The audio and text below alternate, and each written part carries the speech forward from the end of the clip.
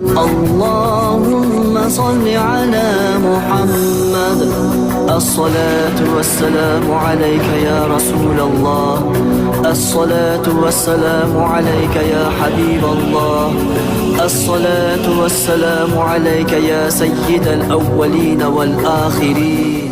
Assalamu alaikum qimmatli bauırlar. Bugün biz ishkilikka қатысты тыйымдар жайында сөз сөйлейтін боламыз. Rasulullah sallallahu aleyhi ve sellem bizге 7 нәрсені өсиет етті.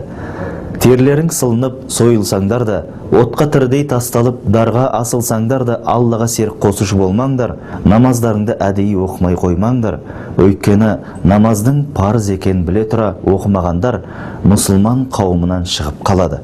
Күнә істеуден сақтаныңдар, өйткені күнә Аллахтың қаһарын келтіреді. Арақ ішпеңдер, себебі арақ барлық жаманшылықтың көзі деді. Пайғамбарымыздың саллаллаху алейхи ва саллям бұл сөзіне қазіргі күні адамдардың ішкілік себебінен көріп жатқан зардабы дәлел.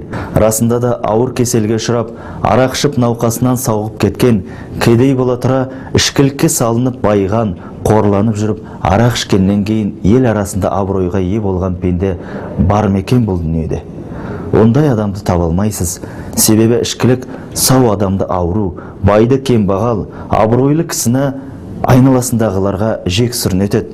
Имам Тирмизиден жеткен хадисте пайғамбарымыз былай дейді: таңертең ішкілік ішкен адам күн батқанға дейін Алла тағалаға серік қосқан болады. Ал күн батқаннан кейін ішкілік ішкен адам таңертеңге дейін Алла тағалаға серік қосқан болады.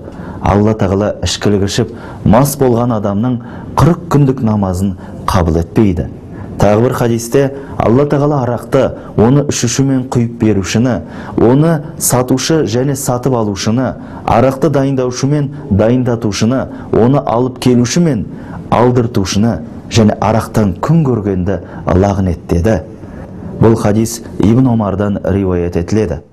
Пайғамбарымыз саллаллаху алейхи ва саллям маскүнемдікке салынған адам пұтқа табынушы тәрізді деген. Ішкіліктен сақтанып, Аллаға серік қосудан аулақ жүрек ағайын.